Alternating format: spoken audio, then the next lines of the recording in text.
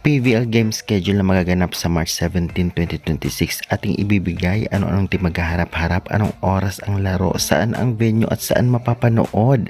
Kaya syempre tapusin ang video at hindi lang yan, ibibigay din natin ang latest team standing ngayon March 15 to March 17, 2026. Ano-anong team ang nangunguna, ano-anong team ang kulelat na posible pang makahabol. Ibibigay din natin syempre ang top 10 latest players kung saan magaling sa kanilang posisyon at posibleng makakuha ng MVP at individual awards. Ito ay latest syempre, best middle blocker, best spikers, best scorer, best receiver, best diggers at iba pa. Kaya tapusin ang video. Ibibigay din natin ang game result kahapon. Sino nga ba naging player of the game at talaga namang syempre review ng game, ano naging kaganapan. Lahat na yung ating pag-uusapan this video. Kaya before that guys, please naman huwag niyong kalimutan mag-like, comment, and subscribe and pa-hit the notification bell for more PVL UAAP valuable updates dito sa Pilipinas. Maraming salamat sa suporta. At syempre pa-like and share na rin, and road to 5k subscribers tayo. Maraming salamat sa support nyo guys.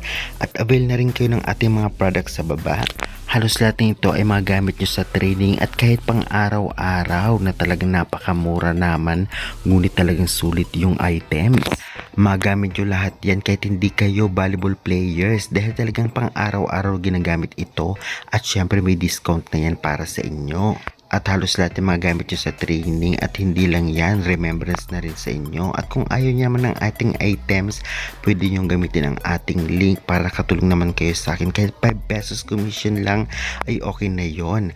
Basta gamitin ang aking link. Kung mag-order kayo online, Lazada man o Shopee, thank you very much and si Lord na lang bahala sa inyo and God bless. At ngayon nga, unahin po muna natin ibigay ang game result kahapon. Sino ang POG at syempre ano ang mga naging kaganapan o review ng game. Sa unang laban nga, nanalo nga ang PLDT High Speed Hitters kontra sa Chocomucho in 4 sets sa mga scores na 23-25, 25-21, 25-19 at 25-19. Player of the game nga dito ay ito nga si Kim Kennedy na may 17 points, 12 attacks at 5 blocks. Samantalang sa second game, nanalo nga ang Signal SG Spikers o Signal Super Spikers kontra sa Capital One in 3 straight sets sa mga scores na 25-22, 25-21 at 25-20. Player of the game ay si Vanny Gandler na may 23 points, 21 attacks at 2 blocks. At syempre ngayon nga ibigay natin o bigyan natin ng konting review ang naging laban. Kung ating susumahin, maganda ang naging laro dahil umabot sa 4 sets ang laban na talaga namang hindi basta-basta ang PLDT na nasa rank 1 at medyo kaya pa sanang i-extend ng Chocomucho to 5 sets at posibleng manalo ngunit kinulang lang. Based sa ating stats, grabe, sa PLDT ay talaga namang nanguna pa rin dito nga si Davison na may 19 points, si Kim Kennedy naman may 17 points at syempre si Baron at si Malaluan ay nag-ambag din at naka-double digits din dahil nga sa galing ng kanilang setter na si Fajardo. Okay naman ang performance ni Reyes at maganda ang depensa ni Kat Arado kaya nanalo sila. Ganun pa man, masasabi nga natin na talagang magaling sa lahat ng posisyon ang PLDT, offense, defense at blockings. Samantalang sa Chocomucho naman, kita rin natin na sayang ang 23 points ni Rondina at syempre Tolentino na may 15 points. Di man masyadong binabad si Laure ngunit nakapag-ambag din. Nakapaglaro din si Madayag at Cheng kaya naman syempre talagang maganda ang inilaban ng Chocomucho ngunit kinulang lang. Overall masasabi nga natin na talagang palaban ang PLDT at malakas talaga sila ngayon. Talagang deserve maging nasa rank 1. Samantalang ng second game nga sa pagitan ng Capital One versus Signal, masasabi nga natin na talagang malakas ngayon ang Signal at hindi basta-basta dahil natalo nga nila ang Capital One in 3 straight sets. Grabe si Gandler dito nga sa Signal Super Spikers na may 23 points at syempre grabe din si Santos na may 13 points. Grabe din ang silbi ni Doria at Acuña bilang middle blocker nila. At syempre si Kayuna bilang setter at si Katindig bilang libero na talaga namang napakagaling. Samantalang as usual, Belen may 16 points sa kabila at syempre andyan din si Niegos na may 10 points. Walang masyadong ganap ang middle ng Capital One. At syempre, itong si Adorador ay walang masyadong laro ngayon, kaya naman syempre medyo kinulang at natalo sila. Masasabi nga natin kung may katuwang lang itong si Micaela Belen sa opensa ay talagang possible na galingan din ng Capital One at hindi na sa kulelat na rank. Ganoon pa man, maganda pa rin ang performance na pinakita nila and bawi na lamang sa mga susunod na laban.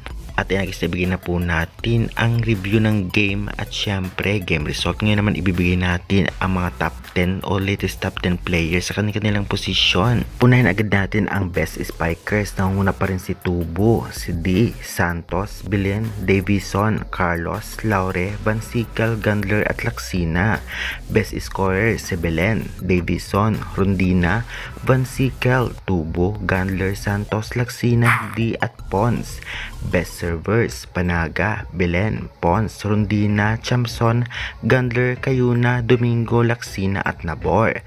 Best blocker, Sinugales, Panaga, Baron, Aconya, Gagate, Tubo, Reyes, Sharma, Picaña at D. Best setter, si Guzman, Fajardo, Cayuna, Alba, Wong, Coronel, Robin Sardi, Tolentino, Mondoñedo at Nabor.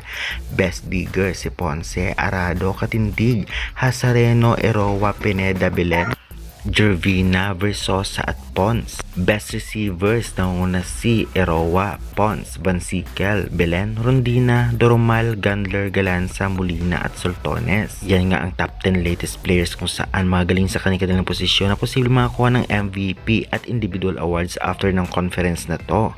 Ngayon naman ibibigay natin ang latest team standing as of now, March 50 to 17, 2026. Narito po ang mga teams na nangunguna at mga teams na medyo nasa mababang rank.